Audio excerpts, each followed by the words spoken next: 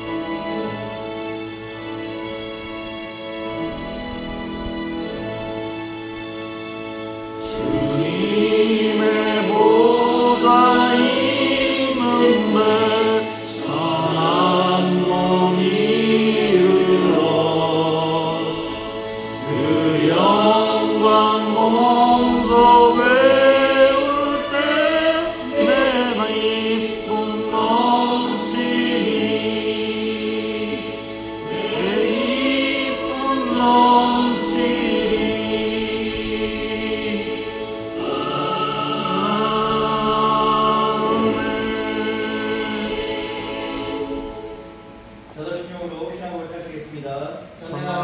천지를 만드신 하나님 아버지를 내가 믿사오며 그 외아들 우리 주 그리스도를 믿사오니 이는 성령으로 잉태하사 동정녀 마리아에게 나시고 본디오 빌라에게 고난을 받으사 십자가에 못 박혀 죽으시고 장사한 지 사흘 만에 죽은 자 가운데서 다시 살아나시며 하늘에 오르사 전능하신 하나님 우편에 앉아 계시다가 저리로서 산자와 죽은 자를 심판하러 오시리라. 성령을 믿사오며 거룩한 공예와 성도가 서로 협동하는 것과 죄를 사하여 주시는 것과 몸이 다시 사는 것과 영원히 사는 것을 믿사옵나이다. 아멘.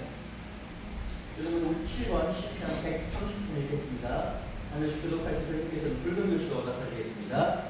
여호와여 내가 깊은 곳에서 주께 부르짖었나이다. 주여 내 소리를 들으시며 나의 부르짖는 소리에 귀 기울이소서. 여호와여 주께서 죄악을 지켜보시는데 주여 누가 서리이까. 그러나 사유하심이 주께 있음은 주를 경외하게 하심이니이다. 나 곧 내 영혼은 여호와를 기다리며 나는 주의 말씀을 바라는도다. 파수꾼이 아침을 기다렸보다 내 영혼이 주를 더 기다리나니 참으로 파수꾼이 아침을 기다림보다 더하도다. 이스라엘아 여호와를 바랄지어다. 여호와께서는 인자하심과 풍성한 속량이 있음이라.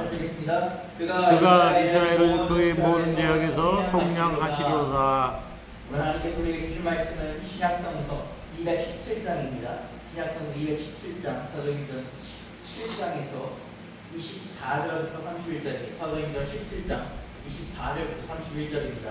한 절씩 교독하실 때 회장님께서는 풀수를 읽어주시고 마지막 31절 합독하겠습니다. 우주와 그 가운데 있는 만물을 지으신 하나님께서는 천지의 주되시니 손으로 지은 전에 계시지 아니하시고 또 무엇이 부족한 것처럼 사람의 손으로 섬김을 받으시는 것이 아니시니 이는 만민에게 생명과 호흡과 만물을 신이 주시는 이십니다. 인류의 모든 족속을 한 혈통으로 만드사 온 땅에 살게 하시고 그들의 연대를 정하시며 거주의 경계를 한정하셨으니 이는 사람으로 혹 하나님 더듬어 찾아 발견하게 하려 하심이로되 그는 우리 각 사람에게서 멀리 계시지 아니하미로다. 우리가 그를 믿어 살며 기도하며 존재하느니라. 너희 시인들 중 어떤 사람들의 말같이 우리가 그의 소생이라 하니 이와 같이 하나님의 소생이 되었은즉 하나님이 금으로 은으로 돌이다 사람의 기술로 고안으로 새긴 것들과 같이 여길 것이 아니니라. 알지 못하던 시내는 하나님이 간과하셨나니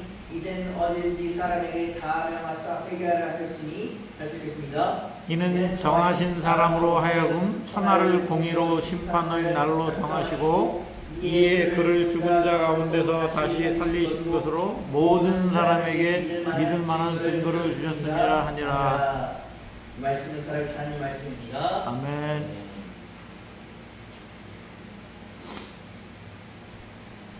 오늘 사도 바울이 아테네 아레고바고에서 한 설교문입니다.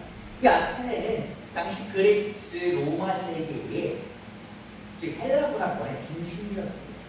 우리가 알고 있던 유명한 철학자들 소크라테스, 플라톤, 아리스토텔레스 같은 그런 철학자들이 활동했던 곳이며 우리가 아마 책에서 들어봤을 것 같은 에피쿠로스 학파나 스토아파 같은 사람 학파의 본거지였습니다. 이곳에는 많은 사람들이 모여서 그러니까 새로운 논문과 새로운 사상과 철학에 대해서 얘기하며 토론했습니다.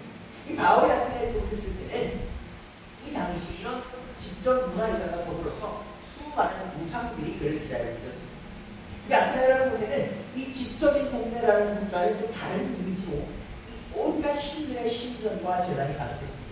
그 당시 그들이 섬기는 그리스 신들을 더불어서 로마의 신들, 더불어서 다른 민족의 신들까지 갖다 놨습니다. 심지어는 무슨 신전이 있었냐면 알지 못하는 신, 혹시 자기가 빠뜨린 신이 있을까봐 알지 못하는 신에게 지내는 이 재단까지 있을 정도였습니다. 이 바울은 그곳에서 유대인들과 토론하며 시당에서는 일반 시민들과 대화하며 도움을 요했습니다. 그러자 그 당시 철학자, 우리가 알고 있는 에피쿠로스, 스토아파의 철학자들이 바울과 변론을 했습니다. 바울이 그 변론하는데 무엇을 얘기했냐면 바울이 전한 이 부활한 예수에 대해서 이 사람이 무슨 말을 하려는 것인가에 대해서 당연히 학문적 충돌이 일으켰습니다. 그래서 그걸 어떻게 내려가냐면 오늘 본문에 아레오바고에 내려가는 이 아레오바고를 보면 아테네의 최고 과거이자 종교와 도덕적 문제를 다루는 이 최고 기관이었습니다. 쉽게 말해서 이 아테네 사람들은 바울의 행위를 네가 그렇게 잘 말한다니 한번 우리 그 높은 기관에 가서 너의 그 신에 대해서 한번 떠들어 보아라 라고 발견할 기회를 줄 것입니다. 그래서 바울은 이 아테네 사람들 앞에서 복음을 전할 기회를 얻게 됩니다. 오늘 사도행전 17장 24절에서 26절에 있겠습니다. 우주와 그 가운데 있는 만물을 지으신 하나님께서는 천지의 주제신 손으로 지은 전에 계시지 아니하고 또 무엇이 부족한 것처럼 사람의 손으로 섬김을 받으시지 아니하니니 이는 만민에게 생명과 호흡과 만물을 친히 주시는 이심이라.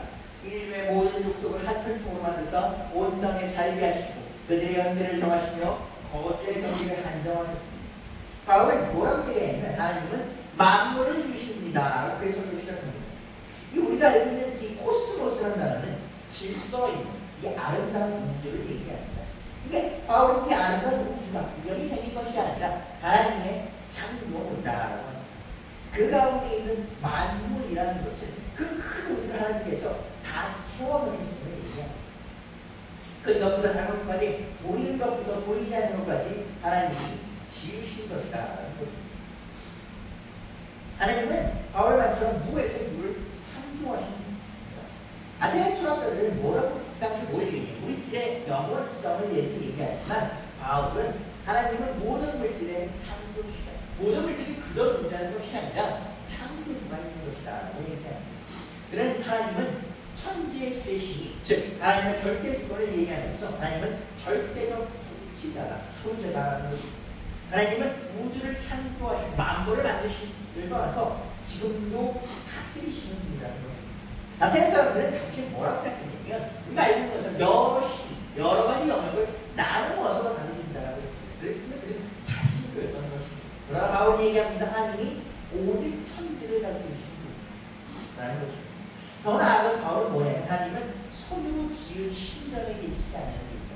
우리가 예루살렘의 그 성전을 볼 때 오해되는 것이 있습니다. 하나님은 그 장소 한가운데만 계시는 곳이 아니라는 것입니다. 하나님은 손으로 계신 전에 계시지 아니하고 즉 뭐냐면 손으로 만든 즉 무상숭배에 대해서 강력히 반응합니다. 하나님은 천지 만물의 주인이 사람이 만든 손이나 건물에 한정되는 것이 아니라 뭐한다? 하나님께서는 온 우주를 지금도 다스리고 계신다는 것입니다.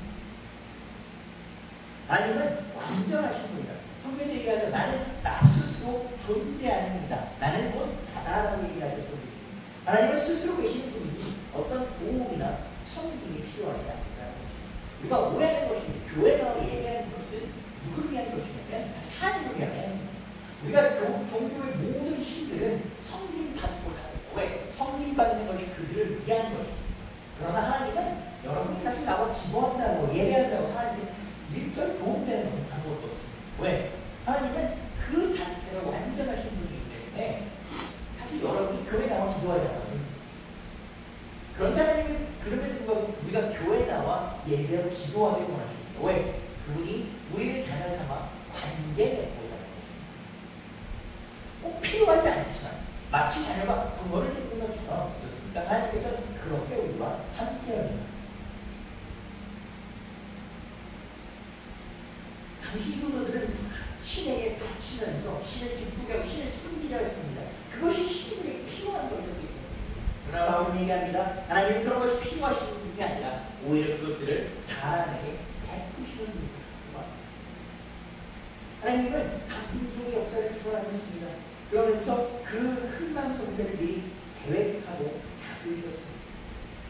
아테네 사람들은 자신의 찬란한 문화와 역사를 자랑스러워했지만 사도 바울이 이렇게 얘기합니다. 그마저도 하나님 안에서 계획했습니다.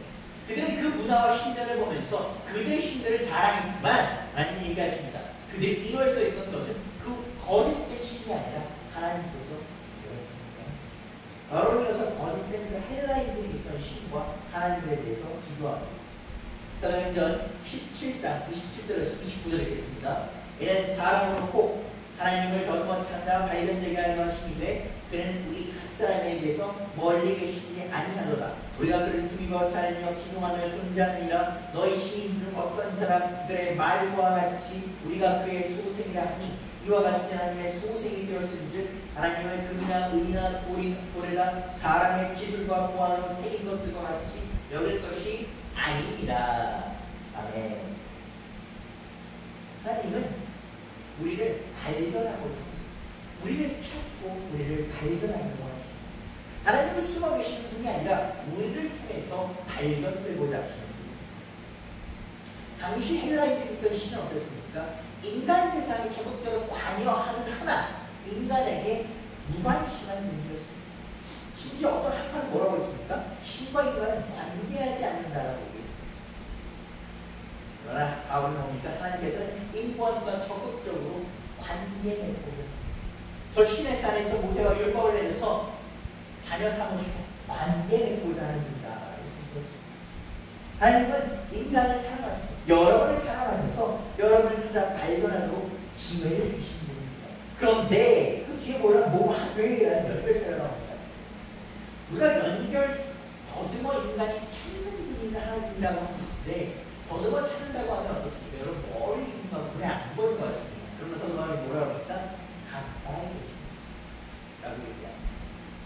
우리 각 사람에게 멀리 계시지 아니하는 하나님은 사람 한 사람을 인간이란 전체에 관심을 가진 걸 떠나서 여러분 한 사람에게 관심을 가십니다.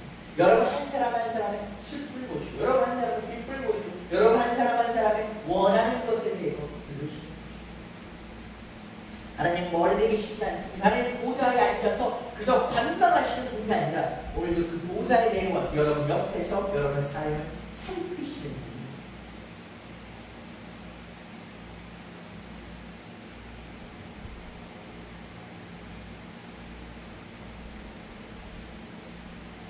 아테네 사람들은 아이러니하게 그들의 신, 그들과 관계하지 않는다고 여겼음에도 불구하고 그들의 삶에 무관심할 거라고 여겼음에도 불구하고 그들이 어떤 신도 생겼습니까?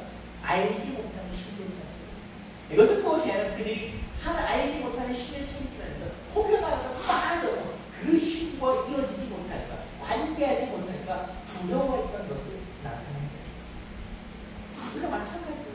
우리는 마치 발전된 문명 속에서 발전된 삶 속에서 시없이 살아갈 것처럼 하나님 없이 살아갈 것처럼 하나님과 멀리 떨어져 살아갈 것처럼 얘기하지만 우리 삶 가운데보다 절대적으로 하나님과 신과 관계, 신의 보살핌을 말하고 신의 능력을 말하는 것입니다. 우리는 그를 힘입고 하나님을 의존하여 그 안에서 살아요. 하나님이 우리 존재의 기반이에요. 우리는 만물에 속해 있기 때문에 그 만물을 창조하신 하나님을 떠나 살 수 없는 것입니다. 우리가 그 안에 살며 움직이며 존재하며 하나님 앞에 의존하고 있는 것입니다. 이것은 뭐와 관련했습니까? 성경에서 얘기한 우리가 하나님의 형상대로, 하나님의 이미지대로, 하나님의 특성대로 만들어졌다는 것과 같습니다. 우리는 다른 피조물과는 다른 만물과는 다르게 보다 하나님과 하나님의 특성대로 만들었습니다. 하나님의 성질대로 만들었습니다. 하나님과 보다 관계할 수 있다는 것입니다. 우리가 하나님의 형상대로 지어졌기 때문에 하나님의 소생이 되었기 때문에 하나님과 보다 관계해야 돼. 하나님과 따라야 하는 것입니다. 사도 바울은 우리가 하나님의 특성대로 지어졌기, 하나님의 형상대로 지어졌기 때문에 우리가 우상을 섬기는 것이 얼마나 모순적인지에 대해서 얘기합니다. 신성을 금이나 은이나 돌에다라고 얘기합니다. 당시 아테네 사람들은 그 당시들이 귀하게 여겼던 금과 은을 가져다가 대리석을 가져다가 뭘 했습니까? 우상을 지었습니다. 신전을 만들었고 그 신전에는 금과 상아를 지었고 온갖 비싼 재를 만든 그 우상들이 가득하였습니다. 그런데 그 우상들이 그 물질들이 아무리 고귀한 것을 만들었다 하더라도 그것들이 결국 물건일 뿐입니다. 하나님의 성품, 그 창조주의 성질을 담아낼 수 없는 것입니다.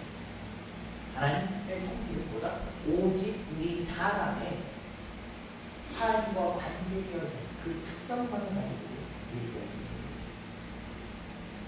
그런데 우리는 얘기합니다. 바울은 얘기합니다.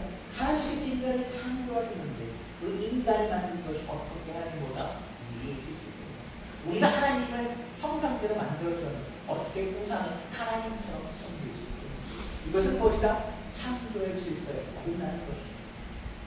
단순히 우상을 섬기는 것은 우리가 종교적인 의미에 우상하는 것이 아니라 우리가 하나님의 특성대로 만들었다. 하나님의 자전하는 그 조롱성을 무시하는 것이다. 라고 얘기하는 것과 같다는 너랑 서로가 이렇게 얘기합니다. 우리가 이전에 우상을 섬겼던 예수 그리스도가 온 이후의 우상을 섬긴 것은 전혀 다르다라고 이렇게 얘기합니다. 사도행전 17장 30절에서 31절 얘기했습니다.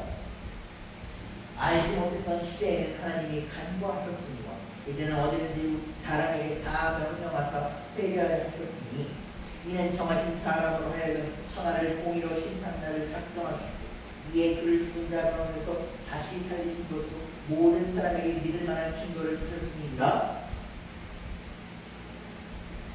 우리가 알지 못하던 때라는 것은 우리가 무지하다는 거죠.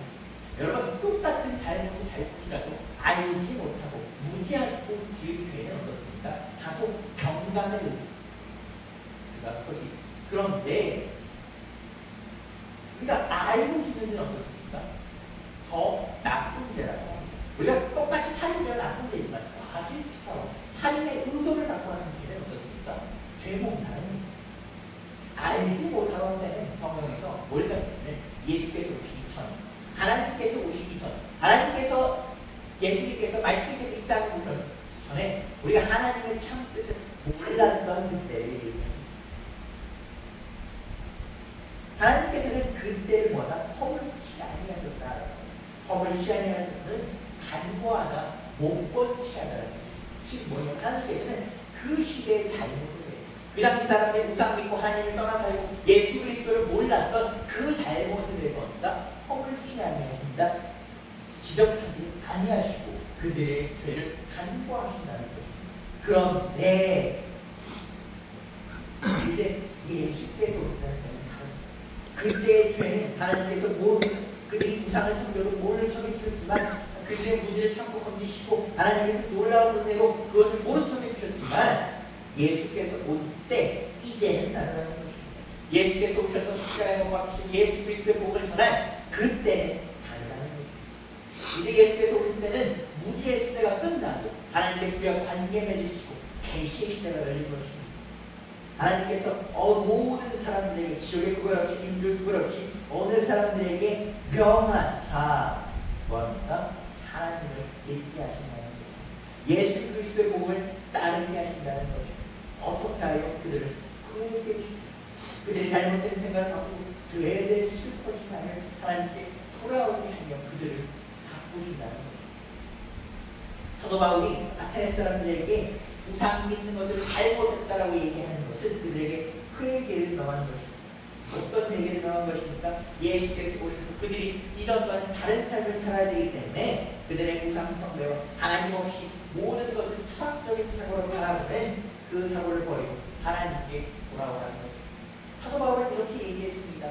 유대인들이 뭔가를 사실적으로 직접적으로 얘기했을 때 나는 바리새인이라고 얘기합니다. 내가 그것을 몰라서 얘기하는 것이 아니라 너희가 얘기하는 그 철학적 사고보다 내가 그것을 나도 알지만 내가 얘기하는 것이 예수 그리스도의 복음이요 진리요 사실이요 얘기하는 것입니다.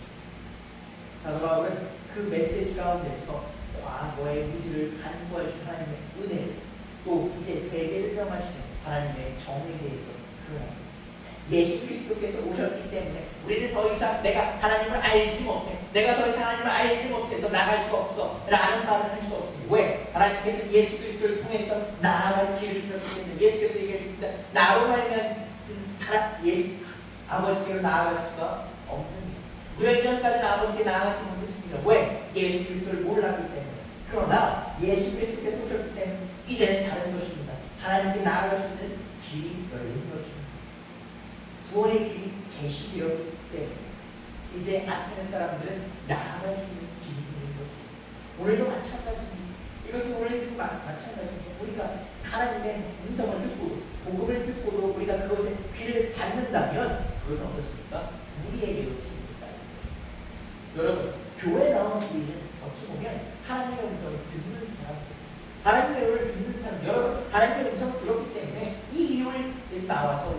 예수 그리스도의 복음을 듣는 것입니다. 그러나 우리는 그렇지 못한 사람들이 있습니다. 혹은 여러분 이 자리 가운데 있더라도 귀에 반 듣고 있는 사람들이 있습니다. 우리가 그런 사람들에게 얘기해야 됩니다. 예수 그리스도께서 오셨고 이제 우리가 새로운 사실과 진리와 복음에 대해서 나아가요. 사도 바울은 그들에게 회개할 것을 요구합니다. 왜 회개해야 돼? 아테네 사람들에게 얘기합니다. 회개하라. 왜?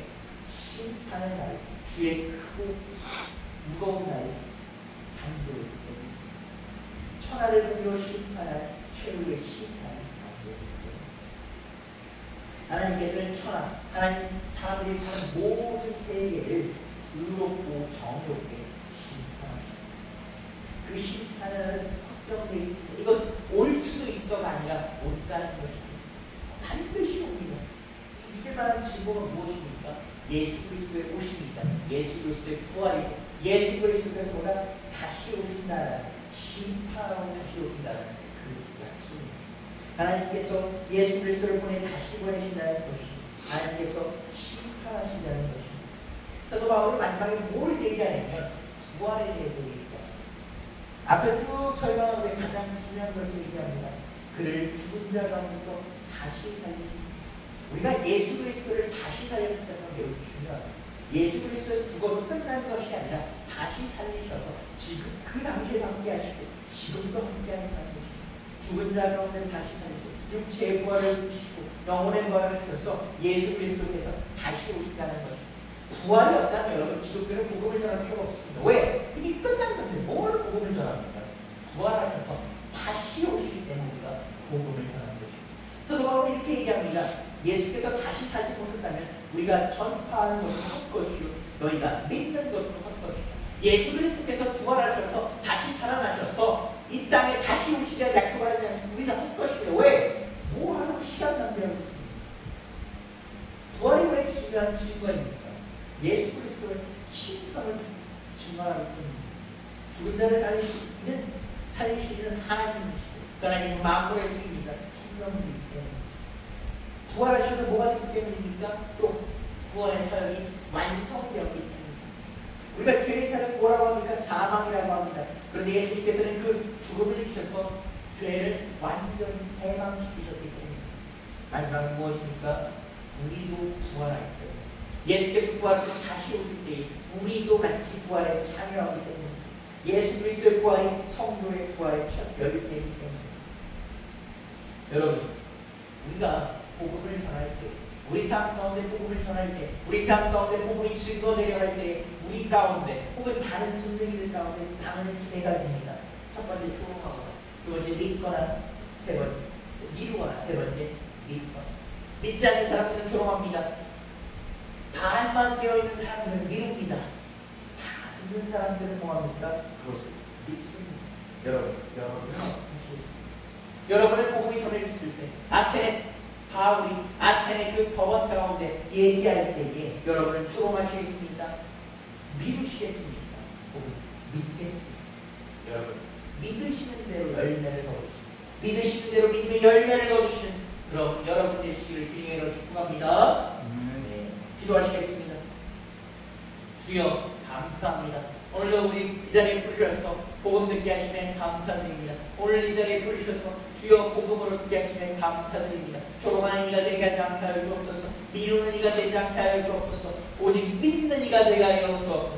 주님의 복음을 들어서 이전과는 다른 삶 살게 하시고 주님의 복음 들어서 이전과는 다른 삶으로 그 복음의 나의 삶 가운데 와의 놀라운 역사가 이루어지니 그런 우리 삶 될 수 있도록 주여 이끌어 주옵소서. 주여 이끌어 주옵소서. 주여 새로운 삶 살게 하소서. 내가 복음 가운데 죽고 새로 사는 그런 삶 될 수 있도록 주님 이끌어 주옵소서. 저는 예수 그리스도의 이름으로 드렸습니다. 아멘. 찬송가 370장 부활 있는 나에게 찬양하시겠습니다.